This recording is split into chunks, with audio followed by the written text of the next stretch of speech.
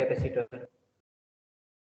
यहाँ पे आप डायग्राम में देखिए 3 कैपेसिटर्स है, C1, C2, C3 उनका कैपेसिटेंस है, उनको सीरीज में कनेक्ट किया गया है।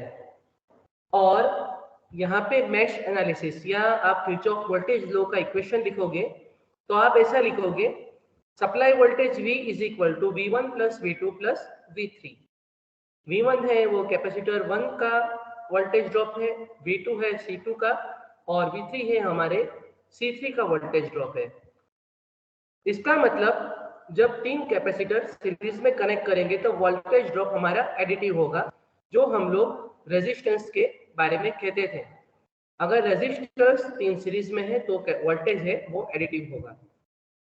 तो यहाँ पे केवीएल लिखेंगे दोस्तों, V is equal to V1 plus V2 plus V3। अभी हमको पता है V is equal to Q by C या Q is equal to CV कह लीजिए। तो कैपिटल Q वो टोटल चार्ज है। यहाँ पे सीरीज सर्किट है, करंट कॉमन रहेगा। आपको पता है सीरीज सर्किट में हर एलिमेंट में से एक सा ही करंट फ्लो होता है, इसका मतलब चार्ज भी सेम रहेगा, इसीलिए यहाँ पे हमने Q लिखा है। और यहाँ पे supply voltage V is equal to Q by C। C हमारा इक्विवेलेंट कैपेसिटेंस है, तो is equal to Q by C1, Q by C2, Q by C3। V1 is equal to Q by C1, V2 is equal to Q by C2 और V3 is equal to Q by C3। यहाँ पे सारों में Q common है तो Q cancel हो जाएगा। हमने देखा V is equal to Q by C है, इस वजह से हमने ये इक्वेशन लिखा। तो 1 अपॉन C है वो हमारा इक्विवेलेंट कैपेसिटेंस है, तो 1 by C is equal to 1 upon C1 plus 1 upon C2 plus 1 upon C3। तो दोस्तों अगर n कैपेसिटर्स को इस प्रकार हम कनेक्ट करेंगे तो 1 upon C is equal to 1 upon C1 plus 1 upon C2 plus 1 upon C3 plus up to 1 upon Cn हो जाएगा। और ये समझने के लिए हम लोग यहाँ पे एक छोटा सा सिमुलेशन देखेंगे। ये नेट पे अवेलेबल है, फ्री सिमुलेशन है, आप लोग इसको देख के समझ सकते हो कि कैपेसिटर को अगर हम लोग सीरीज या पैरेलल में कनेक्ट करेंगे तो क्या होगा। तो यहाँ पे हम लोग देखेंगे वैल्यू दिया गया है आपको कैपेसिटर का, तो हम लोग उसको सीरीज में कनेक्ट करके देखेंगे कि अगर 3 कैपेसिटर है तो किस प्रकार। ये एक सिंगल कैपेसिटर है मान लीजिए, तो यहाँ पे मैं दिखा रहा हूँ टोटल कैपेसिटेंस। अगर सिंगल कैपेसिटेंस है तो 0.1 इंटू 10⁻⁻12 फेराड, इसका मतलब 1.0 है तो यहाँ 0.1 पिको फेराड हो जाएगा 10⁻12।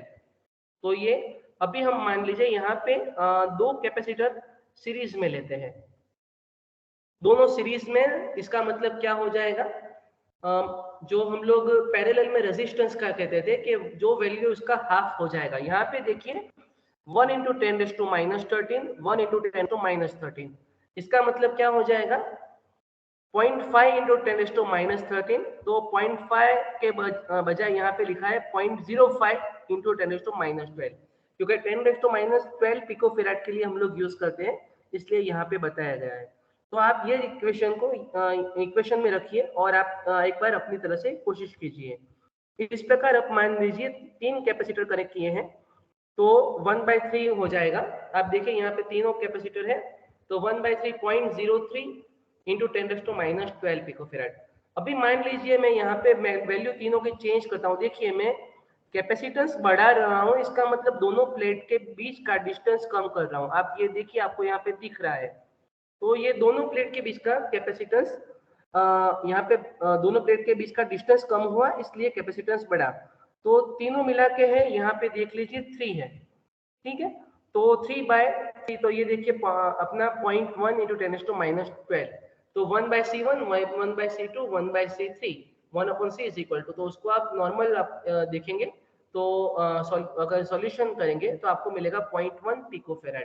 तो दोस्तों इस प्रकार आप कैपेसिटर का इक्विवेलेंट वैल्यू ढूंढ सकते हैं, और इसमें काफी सारे और भी ऑल्टरनेट है, लेकिन अभी हम उसका डिस्कशन नहीं करेंगे। तो चलते हैं वापस टॉपिक पे। हमने देखा कि कैपेसिटर को अगर सीरीज में कनेक्ट करते हैं तो इक्विवेलेंट कैपेसिटेंस कितना आएगा। अभी आप ये देखिए 1/C इक्विवेलेंट हो गया, तो ये जो C इक्विवेलेंट है हमारा, ये वैल्यू है, तो सी इक्विवेलेंट की वैल्यू क्या आ जाएगा दोस्तों? सी इक्विवेलेंट की वैल्यू आ जाएगा तीनों का मल्टीप्लिकेशन। देखिए यहाँ पे C1 C2 C3 एलसीएम आएगा, जिसको गुजराती में हिंदी में लसा कहते हैं हम लोग। C1 into C2 into C3, C2 C3 plus C1 C3 plus C1 C2। तो यहाँ पे इस प्रकार C1 C2 plus C2 C3 plus C3 C1 आ जाएगा। और सी इक्विवेलेंट ये 1/c इक्विवेलेंट है, तो तीनों का मल्टीप्लिकेशन और डिवीजन में हर दो का मल्टीप्लिकेशन और एडिशन करेंगे। इस प्रकार आपको याद रखना है। ये सी इक्विवेलेंट आपको अगर ढूंढना है, तीन कैपेसिटर अगर सीरीज में है तो इक्विवेलेंट कैपेसिटेंस आपको इस प्रकार करेंगे। दो होंगे तो हम लोग कहेंगे मल्टीप्लिकेशन डिवाइडेड बाय एडिशन। आगे बढ़ते हैं। Q is equal to C equivalent V। अब हम लोग यहाँ पे वोल्टेज डिस्ट्रीब्यूशन देखते हैं। वोल्टेज डिस्ट्रीब्यूशन के लिए V1 is equal to Q by C1 और Q हमको पता है C इक्विवेलेंट इंटू V।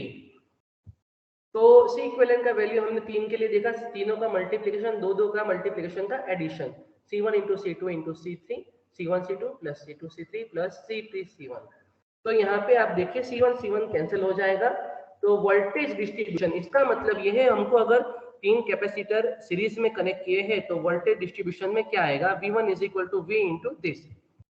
ठीक है, तो V into C2 into C3, C1 C2 plus C2 C3 plus C3 C1।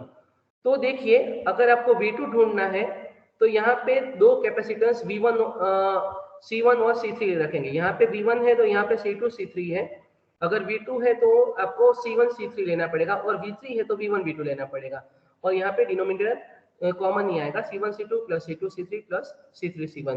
तो इस प्रकार आप ये जो इक्वेशन है इसका यूज एग्जाम्पल में कर पाओगे। आई होप आपको इसका पता चला होगा। Thank you and keep learning.